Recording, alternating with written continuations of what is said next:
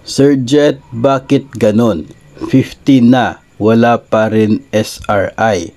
PEI pa lang dumating, sir. Okay, so ngayon po ay December 15.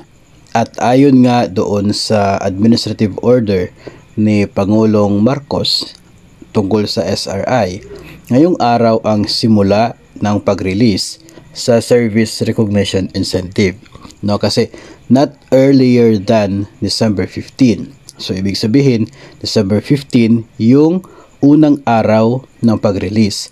So, next week ay pwede pa rin na mag-release ng SRI ang mga agencies, no? Kasi nga, not earlier. So, pwede po na later sa December 15.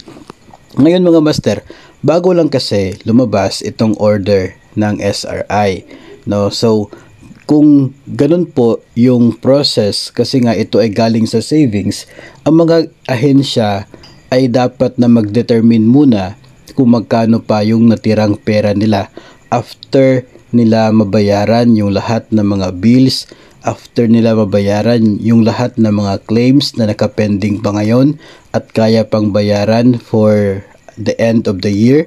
No, kinakailangan nila ma-determine kung magkano yung natira bago sila makapag-determine ng halaga para sa SRI.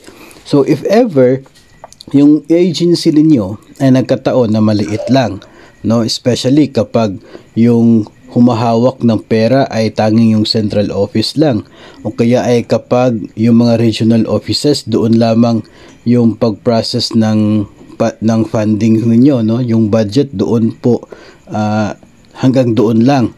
No, so mabilis lamang, no, ilang opisina lamang yung itap mo para ma-determine yung savings ng agency. So sa case na yon, posible na sila ay makapagbigay ng SRI ngayong araw, December 15.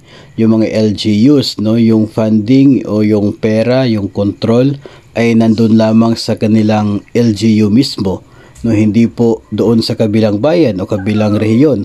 So, sila ay may chance na pwedeng makapag-release ng SRI as early as now. Pero kung kayo ay nakapaloob sa isang napakalaking ahensya katulad po ng DepEd, no, hindi lamang po central office yung humahawak ng pondo ng DepEd, yung mga regional offices, yung mga division offices, yung mga implementing schools nationwide, lahat po ng yun ay binibigyan ng pondo ng DBM and lahat ng yun ay bahagi ng isang malaking ahensya ng DepEd.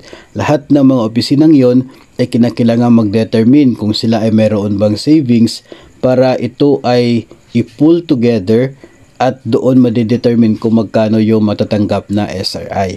So kapag malaki po yung agency, ay may tendency na hindi po talaga makaka-release as early as December 15, no? So especially 'di ba sa atin pong previous episode kanina nabanggit po natin yung mga regional offices and division offices na nakatanggap ng kanilang allocation for SRI, kasi yung natirang pera nila ay hindi siya sapat to provide doon sa certain amount na na-determine ng DepEd para sa lahat ng empleyado. So kinakailangan dagdagan ng DepEd yung pondo nila. Yung iba siguro nun ay galing sa central office o kaya ay part doon sa na-pull together na budget from different offices of DepEd. So kapag malaki yung ahensya ay hindi tayo mag-e-expect na as early as now ay mare-release, no, matatanggap po natin. Maliban na lamang doon sa mga benefits na included talaga sa budget. Kasi kapag ganon ay walang problema talaga yan. Sa SRI kasi ay dependent sa order every year at dependent po sa savings sa different agencies. Kaya medyo mahaba yung proseso niya bago siya makarating doon sa kamay ng mga eligible personnel. Especially pag yung agency po ay mag-decide na cash yung kanilang ibibigay sa mga empleyado nila.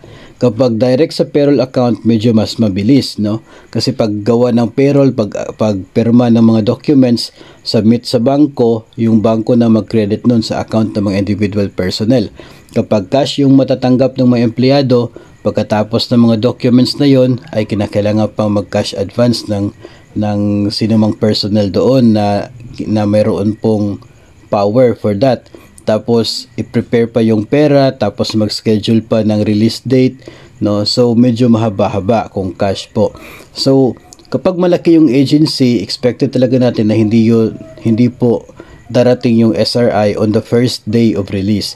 Pero kung maliit yung agency ninyo kung saan kayo nabilong, ay may chance talaga na as early as now ay nakakatanggap na kayo ng inyong service recognition incentive. So, ang sigurado lamang po natin dito na yung mga agencies ay ginagawa yung kanila pong pwedeng gawin para mas mapadali yung proseso and maibigay sa atin itong SRI as early as possible. Kaya lamang kung malaki talaga yung agency, as early as now, hindi pa talaga possible na matatanggap itong SRI na atin pong inaabangan every year.